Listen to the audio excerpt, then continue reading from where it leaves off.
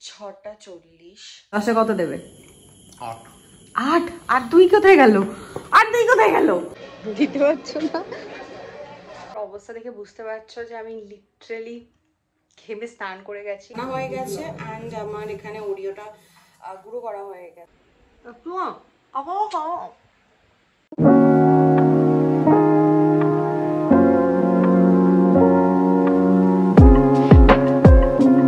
Hi guys, welcome back to my channel. And তোমরা সবাই কেমন আছো? আশা করি তোমরা সবাই খুব ভালো আছো আর আমিও খুব ভালো আছি। এখন বাজে হচ্ছে 6:40। ঘুম থেকে জাস্ট উঠলাম, বেশিক্ষণ আমি ঘুমোইনি, অ্যারাউন্ড আই গেস 3 আওয়ার্স মতো আমি ঘুমিয়েছি আর 4 আওয়ার্স মতো ঘুমিয়েছি। অ্যান্ড আমি এখন যাব হচ্ছে পুজো দিতে। সো বিপত্তারিণীর পুজো, এই মান্থটা পুরোটাই আই গেস বিপত্তারিণীর পুজো হবে, বিপত্তারিণীর। তো ফার্স্ট অ্যান্ড সেকেন্ড পুজোটা আই থিঙ্ক আমি মিস করে গেছি। তো তাই আমি এই পুজোটা নর্মালি আমি জাস্ট পুজো দিতে যাব, কোনো উপোস বা কিছু, বিকজ আজকে আমার ভেজ ডে। তো ভাবলাম যে পুজোটা দিয়ে আসি। আর আমার বাড়ি থেকে অনেক মানে দূর ঠিক না, বাট রাজপুরে, তো যেতে টাইম লাগবে। অ্যান্ড যেহেতু আরও অনেক কাজ রয়েছে, ওই জন্য ভাবলাম যে সকাল সকালেই চলে যাই। পুজোটা স্কিপ করো না অ্যান্ড ব্লগটা দেখতে থাকো। অবস্থা প্রচণ্ড খারাপ। আমি কিন্তু একটুও তেল দিইনি, এবার মনে হচ্ছে আমি যেন খুব চুপচুপ করে তেল দিয়েছি। আমি লাস্ট দিয়েছিলাম শ্যাম্পু থার্সডেতে, আর আমার দেওয়া হয়নি তারপর শ্যাম্পু। সো তাই চুলের অবস্থা। আমার স্ক্যাল্প প্রচণ্ড অয়েলি। তো আমি এখন ভালো করে হেয়ার ওয়াশ করবো।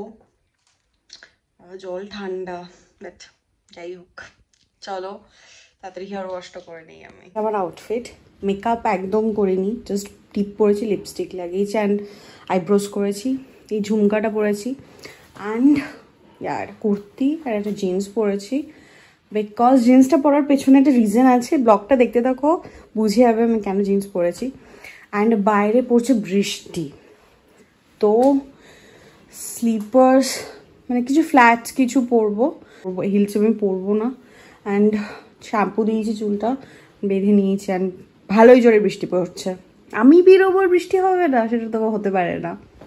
সো ইয়া, চলো যাওয়া যাক। ভালো জোরেই পড়ছে না বৃষ্টিটা।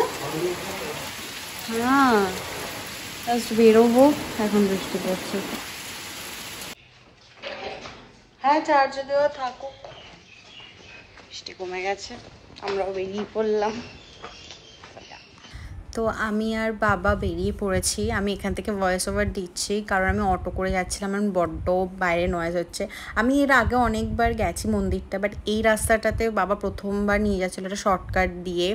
অ্যান্ড আমরা গেছিলাম হচ্ছে বিপত্তারিণী মন্দির, রাজপুর। যারা যারা অলরেডি জানো, গেছো, তারা চেনো। মন্দিরটা এতটা ক্লিন, খুব ভালোভাবে আমরা পুজো দিলাম। দিতে পারছো না? 2000 years later. পুজো দিয়েই জাস্ট বাড়িতে আসলাম। আমার অবস্থা দেখে বুঝতে পারছো যে আমি লিটারালি ঘেমে স্নান করে গেছি। যখনই বাড়িতে ঢুকবো তখনই বৃষ্টি স্টার্ট হয়ে যায়। অ্যান্ড পুজো খুব ভালো করে দিয়েছি, বেশিক্ষণ সময় লাগেনি, বাট আসতে যেতে যতটা সময় লেগেছে ততটাই। সো আমি সকাল থেকে কিচ্ছু খাইনি, তো মানে আমি কফিটা পর্যন্ত আমি খাইনি। তো আমার বডি আর চলছে না। আমি 6:30টার সময় উঠেছি, এখন বাজে 11:20। এরকম কিছু খাওয়া দাওয়া করবো, কফি দেখি দুধ আছে কিনা, তাহলে একটু কফি খাবো। অবস্থা লিটারালি খারাপ। ফ্রেশ হবো, তবে দেখা হচ্ছে আমাদের সাথে। ব্রেকফাস্ট করলাম, মিষ্টির দোকান থেকে কচুরি আনা হয়েছিল, বাবা খেয়েছে, রাস্তাতেই খেয়েছিল, মানে মিষ্টির দোকানেই খেয়েছিল, আমি খাইনি। আমি বাড়ি এসে খেলাম, আমার বড্ড গরম লাগছিলো বলে আমি কিছু রাস্তায় খাইনি। তো এইবার আমি একটু কাজ করতে বসবো। আমি সুপার ডুপার টায়ার্ড। কফি খাইনি, পরে দেখছি ইভিনিংয়ে মেবি হয়তো খাবো কফি, বা একটু পরে হয়তো খাচ্ছি। আগে আমার কাজ আছে কটা, সেই কাজগুলো আমাকে র্যাপ আপ করতে হবে। সো করে নিয়ে তারপর আমি মানে আমি আমার ঘুম পাচ্ছে, অ্যাকচুয়ালি ঘুম পাচ্ছে, বাট কী করবো, ঘুমোতে পারবো না, কাজ করতে হবে। এখানে লাইটটা একটু কম আছে বিকজ অনেক কটা লাইট আমার জ্বলছে না।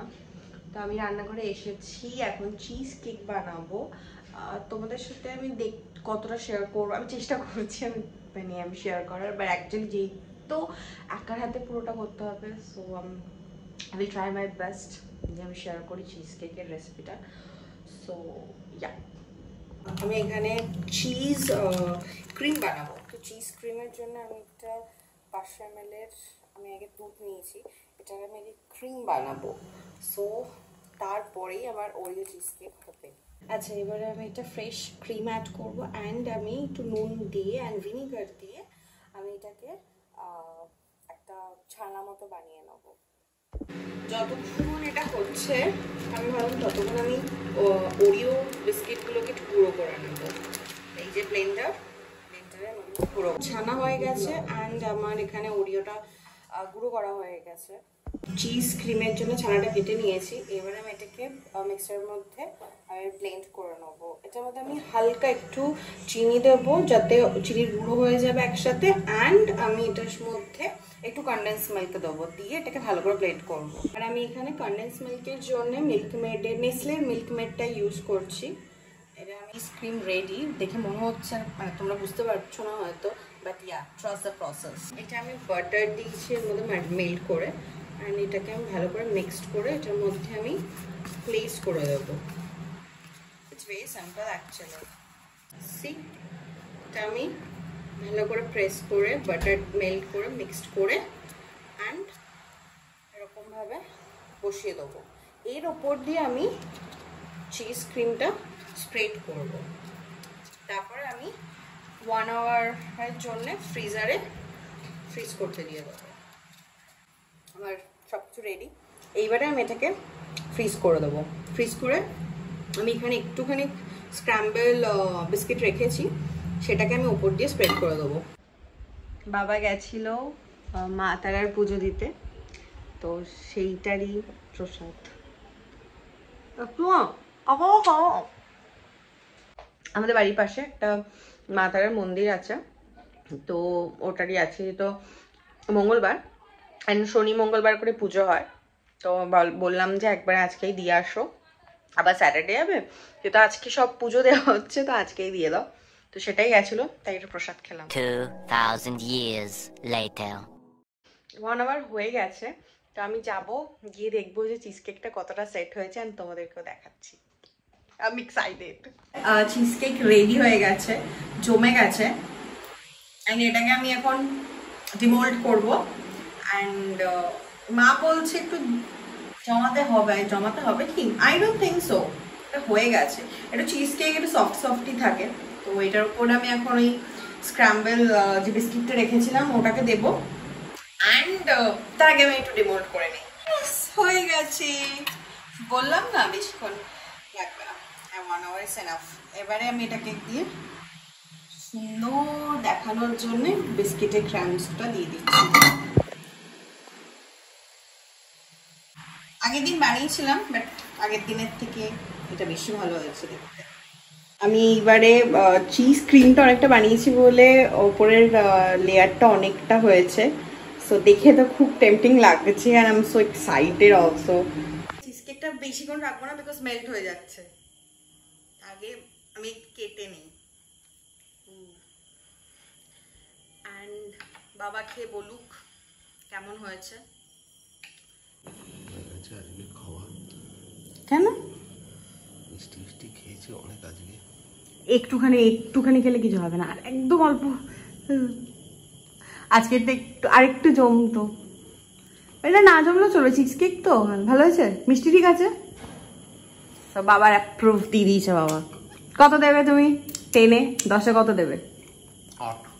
8। আর 2 কোথায় গেল? এটা একটু জম। বাবা আমার চিজ কেক 10-এ 8 দিয়েছে, বাট আমি খেয়ে দেখি, আর একটু জমতো, বাট ঠিক আছে। এখন আমি খাই, মা খেলো না, বাট ট্রাই করি।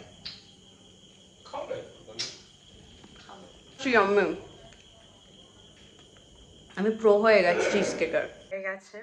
অ্যান্ড আমি স্কিন কেয়ার এখন করছি। ব্লগটাকে এখানে এন্ড করব।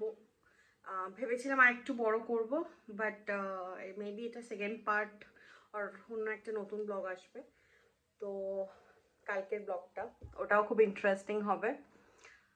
সো স্কিন কেয়ারটা আমি করে নিই অ্যান্ড ব্লগটা এখানে এন্ড করছি। ভালো লাগলে লাইক করে দিও, আমার চ্যানেলটাকে সাবস্ক্রাইব করে দিও অ্যান্ড ফ্রেন্ডস ফ্যামিলির সাথে শেয়ার করো। সো দেখা হচ্ছে অন্য একটা ব্লগে, ততক্ষণ টাটা।